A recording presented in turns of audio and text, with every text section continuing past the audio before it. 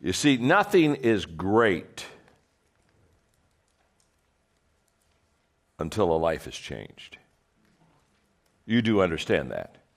So you can have a good conference. You can't have a great conference. Great is only what they do with it after the conference. You can have a good book, but the book becomes great when it changes the life.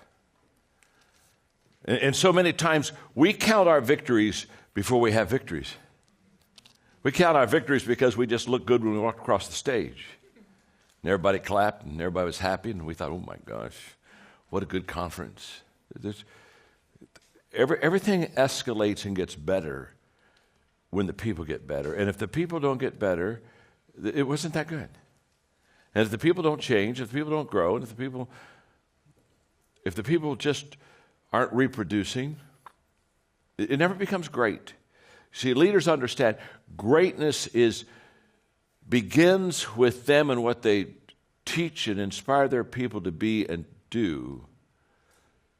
But the result of greatness is in the proof of the people. It's in the people. So if you say, well, I'm a great leader, well, how many great leaders have you reproduced? So you're not a great leader because you have followers. You're a great leader because you've reproduced leaders. And so this is going to be a huge day. I'm promising you're going to fill pages of notes. Not just a page or two. I don't know who does that, but you're going to fill pages of notes. You're going to have to you're going to have to go straight from here to a massage therapist. You're going to say, just work the hand, work the hand. We just work the hand. I've been taking a lot of notes because one of the things we do in the John Maxwell Company, it's a reputation of mine to give you more than you can handle. You with me? Do you ever go to hear somebody speak and you just kind of sit there for a while and kind of hope for a miracle? You know what I mean? Just say, I know it will sometime get better. And you know, and have you ever sometimes one just walk up and say, you know what, you're not very good. Let me give you a couple thoughts here. Just say these, it'll help you. It'll take you to a new level, huh? Now, the reason I say that is we work very hard. You're here by invitation. I mean, we do these things quite a bit. We got to pack this thing out many, many times. But we just said, no, we want the right people in the room. When we want the right people in the room because then it reproduces itself. So I've worked hard. I'm going to do the laws of growth. I'm curious, how many of you have the book, 15 Laws of Growth? Raise your hand. Oh, look at that. Yeah, that's good. That's really good. That's very good. You notice I didn't ask how many of you had read it? I'm delighted today to talk to you about some of the laws of leadership. And the first one I want to talk to you about is truly the first one I should talk to you about. Now, there are 15 of them, but you have to understand there's one that I think is foundational for the other 14. Not more important, but foundational, and that's the law of intentionality. And that's where we're going to begin today. The law of intentionality just basically says growth is the only guarantee that tomorrow is going to get better. Oh, isn't that good? If you're going to grow, and if I'm going to grow, we're going to grow intentionally. Now, I'm talking to leaders today. I love talking to people that lead many people. And to be honest with you, if I could just literally come off the stage and I could get real close to you and we could have kind of like a one-on-one conversation. There are two questions that I would ask you, and the two questions I'm about to ask you will really determine how successful you're going to be in this business, without any question. These are the two questions. It's not like there's 3 or there's 4 or there's 7. There's 2, okay? Just trust me on this. I'm an old man. I know this. I've been around the block a few times. And there are 2 questions that if you can answer in a positive way about yourself, you're going to be very successful. And if you really cannot answer that in a positive way, to be honest with you, you're not going to be near as successful as you would like to be. The first question is very simple. What are you doing to develop yourself? And if you'd say, my gosh, John, I'll tell you right now, I'm doing a lot to develop myself. I've got a personal growth plan, and I'm intentional in this, and I'm doing this on a daily deal. If you could say that to me, then I'd say, hey, we're in good shape here. We're in good shape, because that's the key. You know, what are you doing to develop yourself? And by the way, The reason that's first is not because you want to be selfish. It's kind of like almost a selfish question. The person says, well, why do I start with myself? The reason you start with yourself is because you cannot give what you do not have. So you better start with yourself. Because if you're leading others and have nothing to give them, nothing to share with them, nothing to teach them, then I can promise you, you'll never be what you want to be as a leader. And I can promise you that after 40 years of personal growth, the secret of any success, if I've had any success at all, the secret of that success has been personal growth in my life. And growth has literally placed me where I am. So what are you doing to develop yourself? It's a huge question. And the 15 laws the 15 laws of personal growth, basically these laws are all about developing yourself and developing the second question, what are you doing to develop others? You see, on the first question, you're foundational for your future. The second question is all about compounding, multiplication. That's where you build a huge business, when you know how to develop other people. And what we have to understand about the law of intentionality is that you cannot develop yourself and you cannot develop your people unless you're intentional. And I discovered that in my 20s when I sat down and had breakfast with a guy named Kirk Campmeyer at the Holiday Inn in Lancaster, Ohio, and he asked me the question, John, do you have a plan for personal growth in your life? Didn't have a plan. Didn't know I was supposed to have a plan. Nobody ever told me I was supposed to have a plan. I graduated. I was working hard, doing my very best to reach my potential. But nobody ever walked in my life until Kirk Campmeyer did and said, John, do you have a plan for personal growth in your life? And I didn't have one. I was embarrassed. I thought back then I had to have answers. And so I acted as if I did, and that didn't really work very long. I was kind of like a plane circling an airfield trying to come in for a landing. Found I just shut up and landed that plane. And he looked at me, and I'll never forget, he said, you don't have a plan, do you? And I said, no, I don't have a plan. And then he said to me, John, growth is not automatic. If you're going to have to grow, you're going to have to grow on purpose. That day, my life was changed. What Kurt was saying is, if you're going to grow, you have to be intentional. I mean, it starts with me. So look at the person you're seated beside and just say to them, this will kind of be like a get acquainted time with him. Just look at him and say, you really need to improve. Go ahead and tell me that, right? You really need to.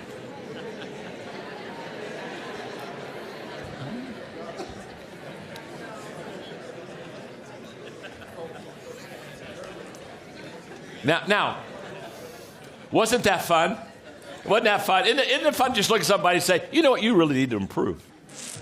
Yeah, it just rolls naturally off the tongue. Now look right back at him and say, I need to improve. Now you said that with a lot less enthusiasm. I mean, did you hear that? I mean, when I said, tell the other person you need to improve, I mean, it was loud. You need to improve. Yeah, well, yeah. I need to improve. I need to improve. Now, the problem is we have what I call growth gaps. The reason that we're not intentional in our growing is there are just some gaps that keep us from getting to where we need to go. And I'm going to give you about a half a dozen of them really quickly. The first one is the assumption gap. And the assumption gap just basically says, I assume that I'll grow automatically. You see, most people, they live by assumption. 99% of people today are just assuming, that somehow they'll get better. Very sad, folks, very sad.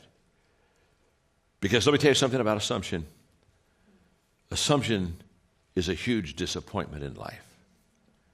You show me a person that assumes, and I'll show you a person that almost daily is disappointed. So the first gap is a gap that leaves many people short, and that's just the pure assumption gap. The second one is the knowledge gap. And the knowledge gap is basically, I don't know how to grow. And we've all been there. In other words, okay, I know that I need to be intentional in my growth, but I really don't know how to grow. I've been there. Now, I brought something with me today that's very special. It's a kit, and I'm just so pleased to have this because this kit is very important to me. Now it cost me $799, and I got this kit. I got this kit back in the 1970s. Okay, and this was my first personal growth kit. It's Dynamics of Personal Goal Setting by Paul Meyer, Personal Success Planner, and I was so excited. It cost $799. Now you have to understand, I made about $800 a month. So get the picture. It took me 6 months to buy this kit. I saved up. We didn't have credit cards back then, and I just saved up and worked hard. And it took me 6 months before I had enough cash to buy this kit. And I was so excited when I got it. And I mean, I opened it all up, and this is just amazing. You'll just see some things here that just crack you up. It had, for some of you young people who've never seen this before,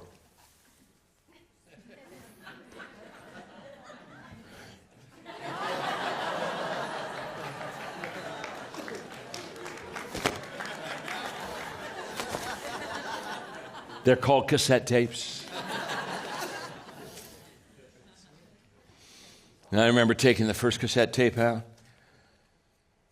putting it on my little cassette player, opening this up. Oh my gosh, this was so wonderful. That wasn't. They had page by page plans. I go through the plans and listen to the tapes and go through the plans, listen to the tape, go to the plans, listen to the tape. This was my first growth experience. And the ROI on this $799 kit,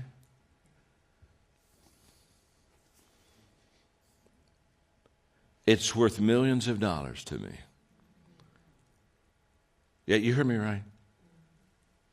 Millions of dollars. And experiences and a lifetime of growth. And what's interesting is, now here's what I want you to hear. The value of this kit, the content was good, but that wasn't the value. The content was good. But as I look back now, I say, what made this so special? What made this so special is very simple. This is the kit that got me started. Hear me out.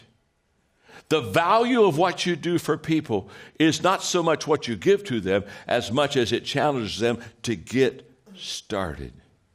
Getting started is absolutely the key to life.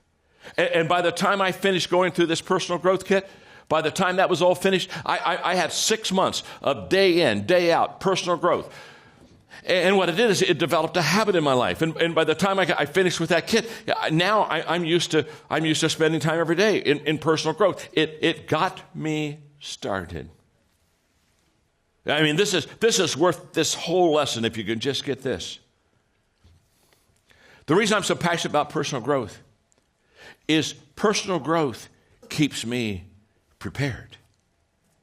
In other words, if I'm continually growing, I continue developing myself, and I'm continually learning, and I'm continually doing new things and going to another step higher, can I tell you what that is? That constant growth is the preparation for the opportunity. So when the opportunity comes, here's the way. You don't go into an opportunity, you grow into an opportunity.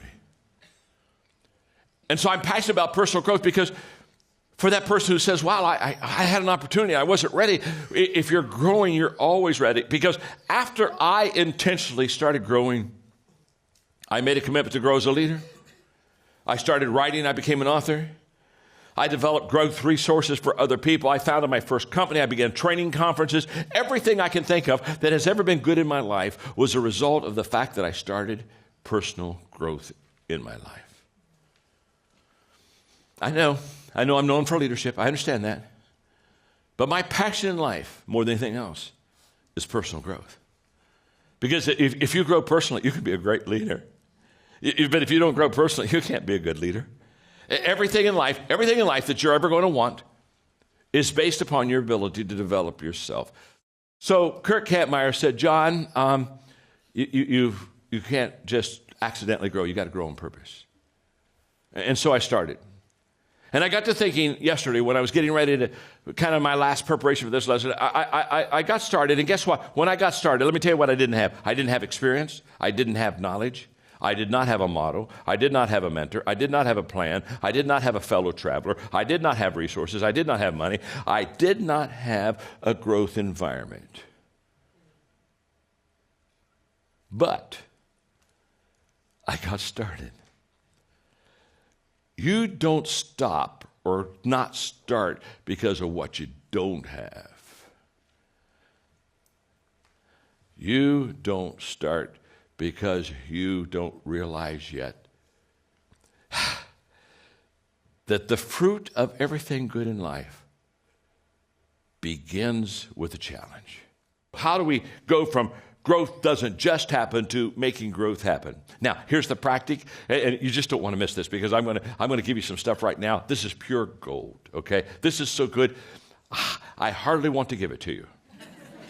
And the reason I hardly want to give it to you is because it's so good, I don't want you to misuse it. So look at the person you're sitting beside and just say, take notes and don't mess up. Just tell them that. Just take notes and don't mess up, okay? I'm going to give you an intentional growth plan right now. It's just so simple. Let's go. Okay, here's my intentional growth plan. Number one, make a commitment to intentionally grow. That's where it starts. You say, well, John, that seems really simple. Make a commitment to intentionally grow. Guess what? It's really simple. But can I tell you something? When Kurt Kampmeyer looked across that breakfast table and told me that if I was going to grow, I was going to have to grow on purpose. And I looked at him and I said, I'm going to start growing on purpose. Something happened within me. Something happened within me that just changed my life. It was just a simple commitment. Nothing that I thought at that time was going to change my life, but it was just a simple commitment. I'm going to grow. I'm going to grow intentionally. And it starts there. I want every one of you.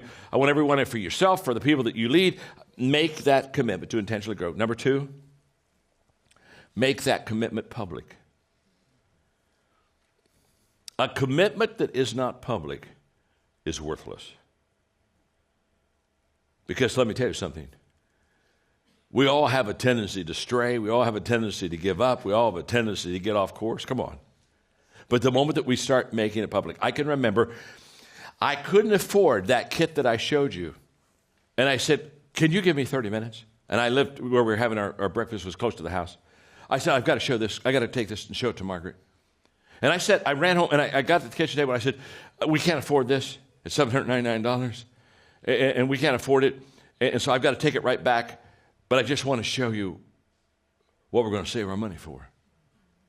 And we got it all out and got those cassettes out and we looked at the material real quickly and I put it back in the box and I went back there. But then I told my friends, I began telling my friends, guess what? I've made a commitment to personally grow. There's something beautiful about a shared commitment. A shared commitment becomes a strong commitment. Number three. Identify the areas that you want to grow personally in. Identify them. In other words, sit down and say, okay, where am I going to grow specifically? Now, I'm going to help you here. When you start identifying the areas that you're going to grow in, it should be at least 2 and no more than 5. 5's probably a little heavy. But it has to be at least 2. You say, well, how about just focusing on 1? Let me tell you why. You want to grow in an area of choice and you want to grow in an area of skill. So that's 2. So when I'm talking about an area of choice, I'm talking about maybe your attitude. That's a choice, isn't it? So I want to grow in an area of choice. Maybe it's discipline. And I want to grow in an area of skill. So for me, I started off with attitude and speaking because I was speaking. I was a pastor. I want to be a better communicator. So I said, okay, speaking, that's a skill. I'm going to work on that. I'm going to work on my attitude. So identify what are the 2 areas at least that you're going to grow in. And then number 4, invest 1 hour a day in those two areas. Every day, including Sundays. Every day, 7 days, 7/24, 7. Every day, okay. And when you spend that hour, I'm going to even tell you how to spend the hour. You spend the hour this way. Here's the way it works. Preparation, practice, reflection. Preparation, practice, reflection. Preparation, practice, reflection. Preparation, practice, reflection. You do it every day. Whether it's your choice or whether it's your skill. You prepare a little bit, practice a little bit, reflect a little bit. Every day. You're going to find this is just huge for your life. Now, while I was doing all of that preparation, practice, reflection, while I was doing all that on my speaking, I was starting to go observe communicators. And when I would listen to somebody speak, I wouldn't listen too much about what the subject was. It really didn't matter. I was asking myself one question the whole time I would listen to them speak, and the question was, are they connecting with their audience? And I would write down, if they were not connecting, why they were not, and if they were connecting, why they were. In about 2 years, I became a master in understanding how to connect with an audience. Because I studied it, and I would listen, and I would watch, and I would observe, and I would come away and say, they did 3 things that were just powerful. Okay, I got to go practice that. Okay, prepare, practice, reflect. And I would just work on that. And this is the cycle that I worked, okay? Number 5, invest 1 hour a week on reflection and writing on what you're learning. To take an hour every week and say, okay, for the last 7 days, this is what I've been practicing, this is what I've been preparing for, this is what I've been reflecting, and start that. Now let me tell you the secret on this. Because I'm kind of now talking about writing, I'm talking about maybe journaling a little bit. Let me tell you something. Don't try to journal a lot. Start with jotting. Jot before you journal. See, I jot every day. I don't journal every day, but I jot every day. 4 or 5 words. Oh my gosh, they're just mental kicks for me, okay? And then at the end of the week, you may have like 12 jots down. You with me? And you go get those jots, and you say, okay, now I'm going to spend 35 minutes. I'm going to start writing. What did that mean to me? Just jot and then journal. And then number 7, this is huge. No, I'm sorry. And then number 6, share your growth with someone. Every week, find somebody that you can share your growth with. And let me tell you how this works. You sit down with, I want to tell you what I'm learning. I want to tell you how I'm growing. Now, here's how this works. This is beautiful. When you share your growth with someone, if they're happy, do it the next week. You with me? Oh, okay. Well, let me share. Can I share with you now? So if they're happy, keep sharing. If they're not happy, start moving. Don't ever spend time with people that aren't thrilled with your progress. The friends I dropped in my early years, were those people that weren't thrilled with my progress. Are you with me? They weren't thrilled at all with my progress. Those are the ones I left behind. I got some new friends. That's what you got to do. Because let me tell you something. If you become intentional in your growth, you'll outgrow almost everybody you know. Everything I have today is because I have good people around me. Everything. You want to talk about any area of my success in my life, and what I'll do immediately is I'll give you the names of people. The names of people who are gifted better than I am, who complete me, who complement me, who add value to me, who make a difference for me, and they do it with such consistency, they do it with such care, they do it with such kindness, they do it with such love, and they just do it, and they do it all the time, and it's humbling to me. It's humbling to me. I mean, this is a perfect example. When I walked out to teach you today, this is the first time I was here to teach. I mean, I did nothing. I didn't set up any cameras. I didn't do anything. I didn't do any email. I didn't do anything. I didn't do any. They just said, John, could you get ready to teach the 15 laws? So I've been over there writing and teaching the 15, working on it, upgrading, doing everything else. But everything that you're enjoying today, outside of this teaching, has been done by others. And I can tell you right now, when I die, they can put on my tombstone, a whole bunch of people made that man. Because they have. And I'm grateful. And I wouldn't be near where I am today if it was not for them. What do you do daily that helps you impact lives and build your organization the way you do? What are some of your daily disciplines that are most helpful? Well, I love that question. And I do believe this. I believe that we overestimate what we can do tomorrow. Right. And I think we over-exaggerate what we did yesterday. And I think especially when you're old like me, you sit there and, the good old days. I don't think the good old days were always that good. You know what I mean? But I do think, in fact, I know, we underestimate today. Mm-hmm. And it's the only moment I have. All I have is now. The only time I have. And that's why I tell people consistently, you have to live in the present.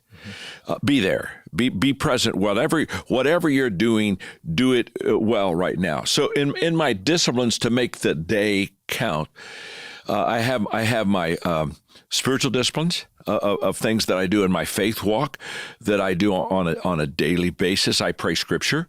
I have my writing disciplines. I write always in the morning. In fact, one of my disciplines is that basically I don't meet with anybody until noon because I'm a morning person. I get up around 4:30 in the morning. And from 4:30 till about 10:30, 11, I am cooking. I mean, that's when I think best. That's when I write best. And I learned a long time ago. Now, you may be a night person, so you might flip that. But whenever you're at your best mentally, physically, that's when you ought to be doing your most important things and making that really count right then. But, who was it? I think Joe Frazier, the boxing champion, said that when you get into the ring, it shows up if you practiced or not and if you worked out. And what we do in secret will be revealed in public, right. And it's only a matter of time. And one other quick thought on this is I think that consistency is such an incredible asset to people that is totally underappreciated.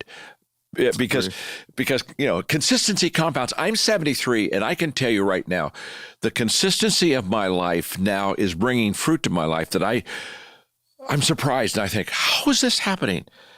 But it's because of this continual day in, day out, teaching leadership to so many people. And after a while, all of a sudden, this return comes back that I would have never anticipated. So today, which we say is just today, doesn't seem so great. Several todays consistently done with the right reasons and the right priorities. One day shows up and, hey, today, Sunday becomes what a day. Right. It comes, oh my gosh, what a day we've got here. Well, that day out there that we graduate from college or we get the promotion, that, when somebody graduates from college, everybody's congratulating them. Well, they didn't become successful when they got their diploma. They became successful when they enrolled in college and when they studied for the test and when they went to class. I mean, right. They're already successful, and I think sometimes we confuse success, which is required of us on a daily basis, with recognition of success. Right. Which that doesn't happen until someplace back there. We weren't that good when we got recognized, and we weren't that bad when we did the routine stuff that we needed to do to get recognized. Yeah. I think that's so important, and I just kind of even want to highlight that for someone who's listening right now. Yes. Success isn't when you get the promotion or the book deal or launch your company or get acknowledged or get published or whatever. Success is when you're faithful today in doing the small things. And along your line of saying overestimating, underestimating, I had a mentor years ago, John, tell me that something very similar, but he said that you'll typically overestimate what you can do in the short run. Yes. And then he said, but you'll vastly underestimate what you can do through a lifetime of faithfulness. Question. And that's what you're talking about. I like the idea of consistency compounds. It's so true. I was doing a leadership conference one time, and we were having a great day. There were a couple thousand people there. I was in my last break, and I was signing some books, and a kid who was just getting his MBA came up to me. He was so excited. He said, "Oh man, I love this." He said, "I've decided I want to do what you do." And I said, "Well, that's great." I said, I have a question for you. He said, "What's that?" He was so eager. I said, "Would you like to do what I did?" Right. So you can do what I do. See, the issue is not I want to do what you do. Everybody wants to do what somebody that's doing something really amazing does. I tell them, forget I want to do what you do and go to, well, am I willing to did what you did? You got to get in the did world before you can get into the do world. Yep. And so we had a nice conversation, but I think so many times we see the success of somebody and we kind of gravitate like, oh, I want to do that, not realizing there was a whole process of daily disciplines that got them there. And without those, they would have never had that day. Yeah. Yeah, I can imagine somebody listening now, just they're in the didding part. Yeah, you got to did so you can do. Yeah, and I tell them if they don't do the did, they're in deep doo-doo. I would like to talk to you a minute with Maxwell today on developing yourself, growing yourself.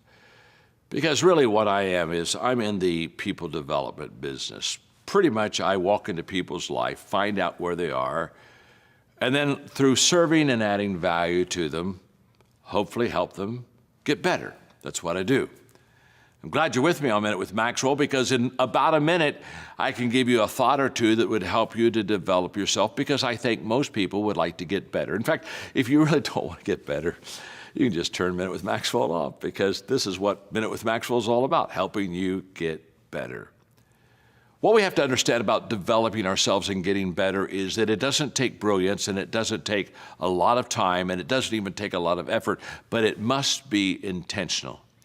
That's the word I want to implant in your mind for a moment. The fact that you don't get better automatically, you only get better because you intentionally make a decision to get better. And here's my word for you today on Minute with Maxwell. Here's how this works. You have to go from being a person of good intentions to a person of good actions. That's the great separator. To develop yourself, you've got to get out of the intending world and get into the doing world. In fact, your good intentions are good intentions, but they're worthless. Totally worthless. The most overrated phrase in the world is good intentions. I know all kinds of people, they have good intentions, but they never do good because they didn't act upon what they knew. So if you want to develop yourself and you want to get better, just act on what you've already expressed that you want to do. The moment you quit talking about it and start doing it, now you've got something. I had a friend named Randy one time who came to me and said, John, your talk talks and your walk talks, but your walk talks a lot louder than your talk talks. That's true. Become a person of action today. When I was 27, I did this. So I developed a strategy I'm going to give you right now called Plan Ahead. And this is how to navigate successful change. And can I tell you something? I wrote this down at 27. I followed it. I followed today. It really works. The letter P. Predetermine the change that's needed. The first thing you want to do is you want to sit down and you want to predetermine what is the change that's needed in my life. Because if you're going to turn something around, change has to happen. Now, you don't want action without understanding what you're wanting. So your whole goal isn't to go in and change something. Your goal is to change something that matters, that works. So only you as a leader can predetermine what that change needs to look like. And the way you do it is basically say, this is what is. I mean, hey, Lou Holtz said, I have a losing team. I want to have a winning team. What's it mean to take a losing team and make them a winning team? I asked him that process. And Lou told me, he said, John, I asked the players that were on the team that were coming back, why do you think you lost so many games last year? He said, what I did is I did two things. I listened to everybody that was in that losing environment. I asked a lot of questions until I figured out what the issues were. And then he said that great statement, how does a leader that doesn't ask questions ever figure out what to do? I love that. If you're not asking questions of your people, you don't have a clue where they are. You don't have a clue what they think. And he said, I just asked questions. Arthur Blank, when he bought the Atlanta Falcons, told me the very same thing. He said, John, I just went out on the street and I just asked the fans, tell me, why don't you go to the Falcons games? This is because they stink. They're not any good. Prices are too high. Food costs too much. He said, I just got all those lists. And he said, here's what these leaders know. The answers to the questions you ask will be the strategy that you implement to make the change. The strategy is within the people, but nobody's extracted it out of them. So you got to predetermine the change that is needed. And I think you do that by finding out where the people are, asking the question. After a while, you got it. The picture begins to be clear. The letter A, lay out your steps. Now, I've got to lay out my steps to bring people through successful change. If I walk close to the people through this change, I'll be their leader. If I walk far ahead of the people in this change, I'll become a martyr. You don't want to be a martyr. The good news is if you die a martyr's death, you're always special in the hearts of people. Bad news is you're dead. That's just not a good thing. You with me? So you got to do what I call the leadership dance. This is the leadership dance. You can call me the Arthur Murray of leadership. Okay? Here's the leadership dance. This is the way this works. You got to walk ahead of them so they can see where they got to go. But you got to be close to them. Don't be walking far ahead of them. You with me? Yes.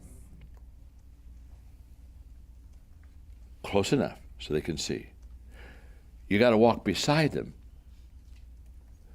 so they can participate with you in the journey, so that you can listen and you can interact and you can take this journey together. They're in the seat beside you.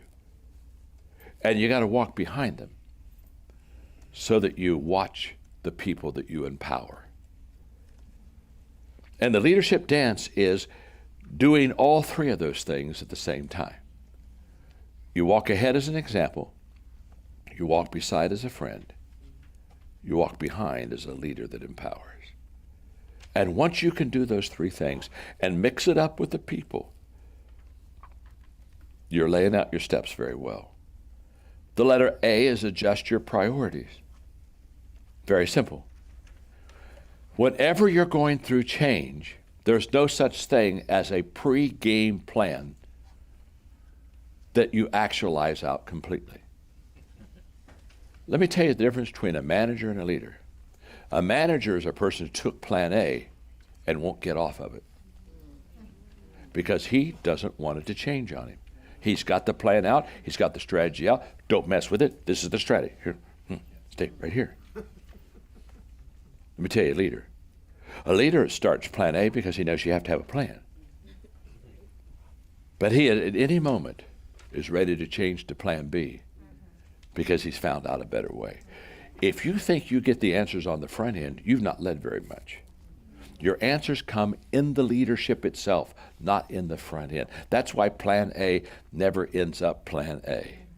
It's plan B or plan C. Why? Because you adjust and you hear and you listen and hey, by the way, you seize that opportunity. Remember, the great coaches are great because they make halftime adjustments.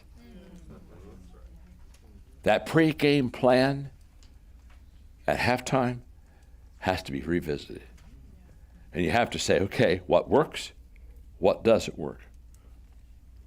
And the changes you make have to be critical changes, not cosmetic changes. Remember this, cosmetic changes are easy to accept and implement. So people like cosmetic changes. They change the color. They change the number a little bit. And they just love that kind of stuff. It always kind of bugs me a little bit because I sit there and say, and, where are you going with it? Where are you going? Outside they like gray better than black. Okay. What else are we going to do? Okay. And so you want to make critical changes. You don't want to make cosmetic changes.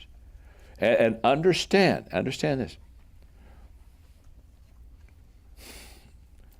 As you make these changes, there's always an answer.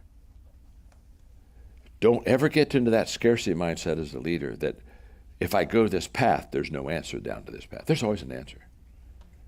And there's usually more than one answer. That's why leadership is such a great art. Leadership is such a great art because you begin to understand that as you lead them, as you journey, you give them the best leadership. And that's why trust is essential in the people with you. That's why trust is essential, so that you can make these changes as you go to get them there. Okay. And the next one is notify your key personnel. Sit down when you're going through changes, and there are two kinds of key people you need to notify. You need to notify your influencers. These are the people that they better say yes because you're not going to get it done without their yes. Their approval is essential. Are you with me? So you got to notify up front the influencers, and you got to notify up front the implementers. They're the ones that are going to make the dream come true. So you got to get the permission of the influencers for the plan to fly, but then you got to get your implementers because they're going to work the plan. So you notify key personnel. Then you allow time for acceptance. Now you sit down with your key people and you allow them to have time to accept where you're going. Now this is where leadership art is at its highest form, because your only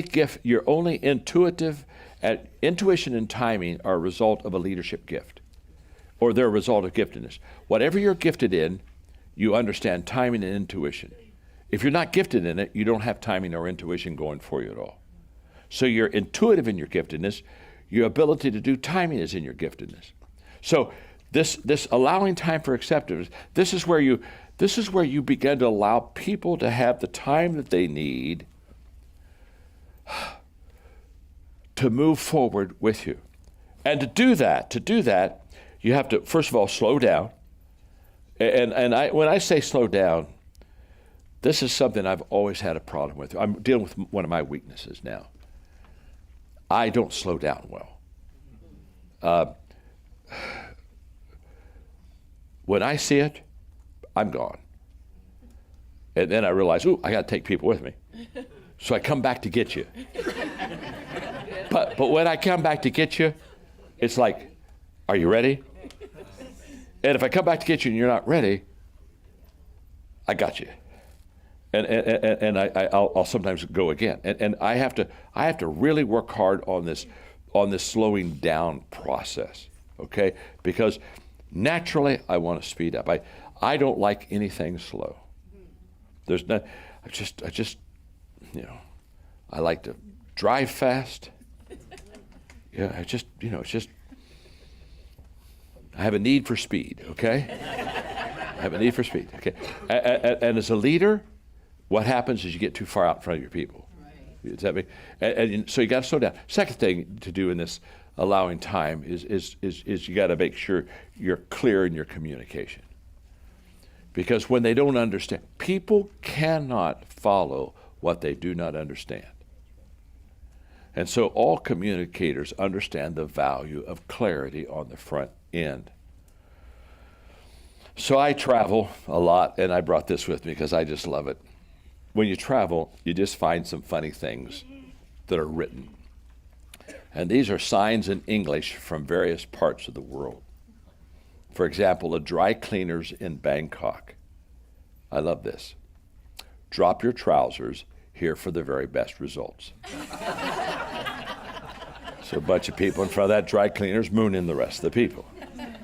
Hotel brochure in Italy. This hotel is renowned for its peace and solitude. In fact, crowds from all over the world flock here to enjoy its solitude.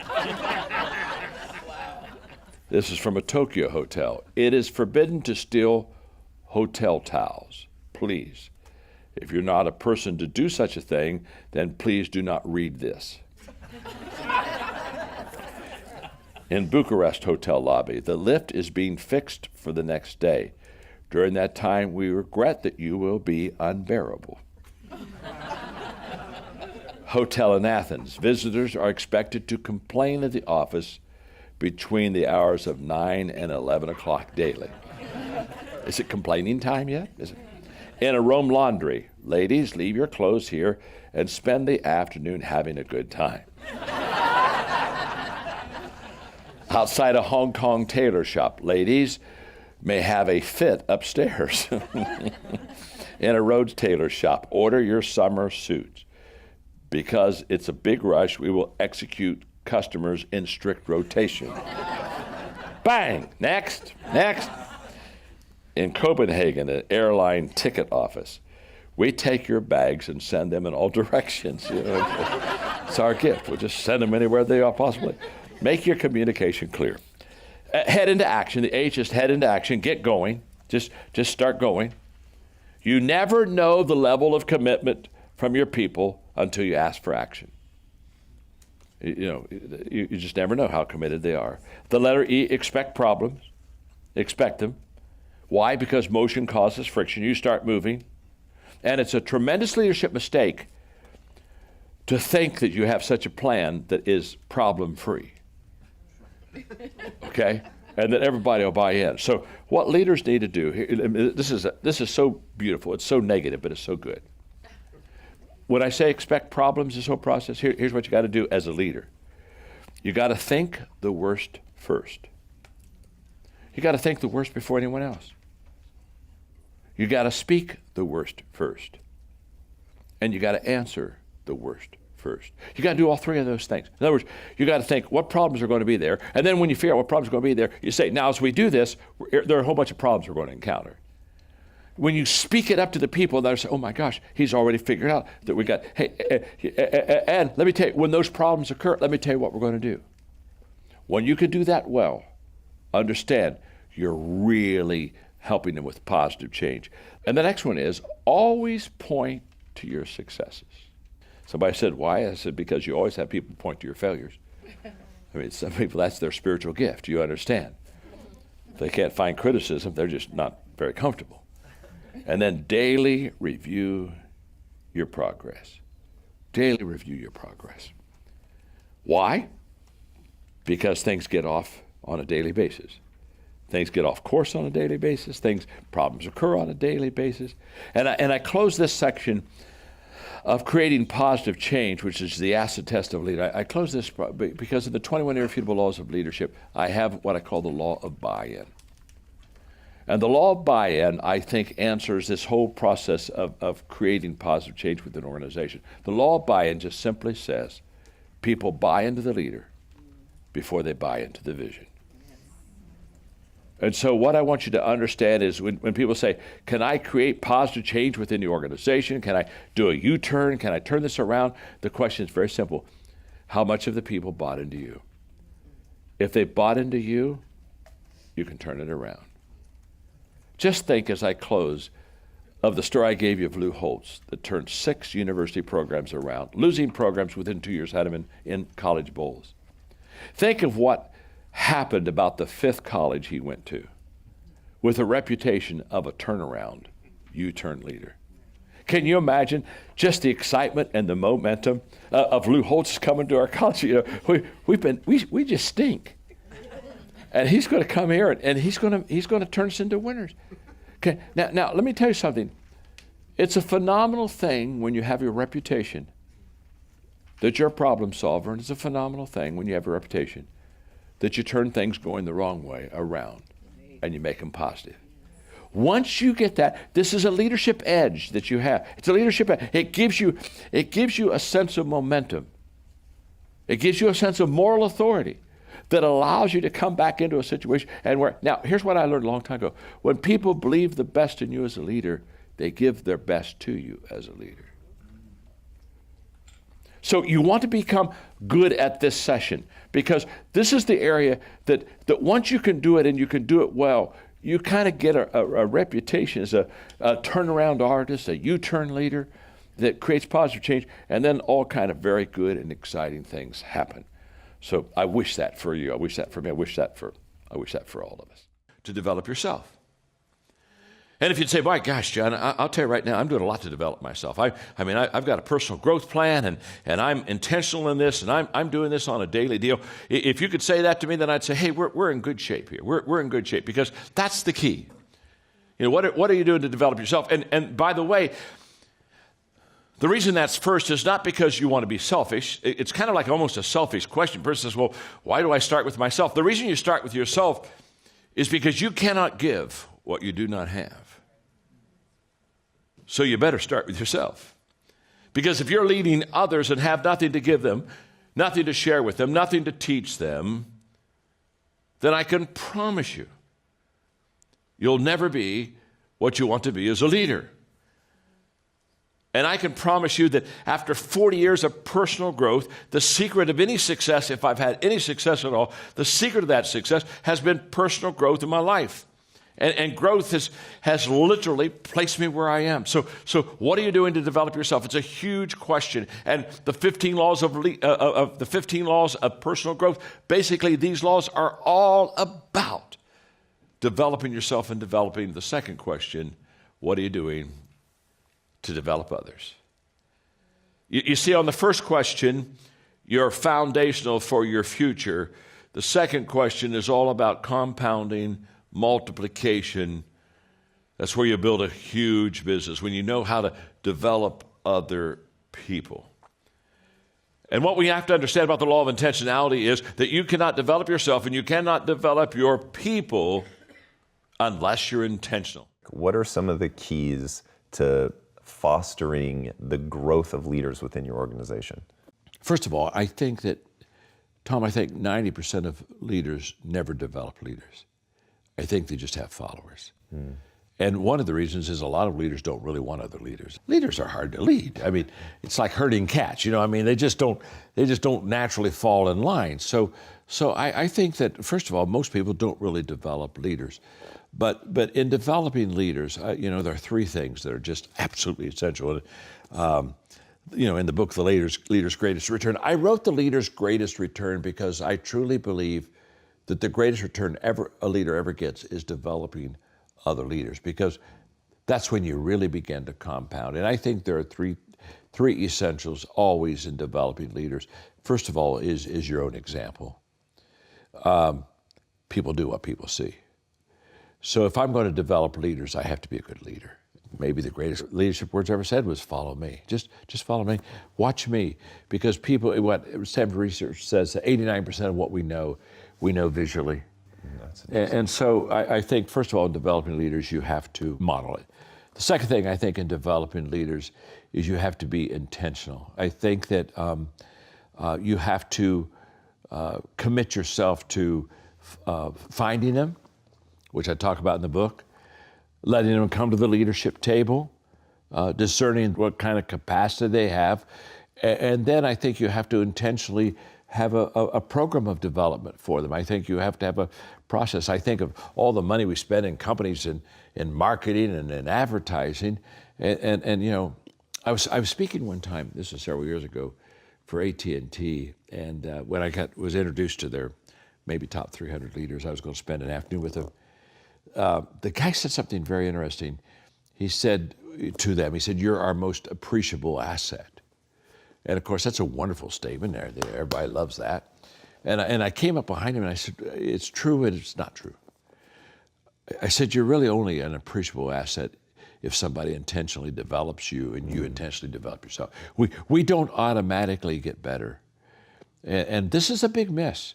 I think that we think, well, if I just automatically go to work or if I automatically do my job, that I'll just grow. And I had a mentor when I was in my 20s just say, John, growth is not automatic. Getting older is automatic, but getting better isn't.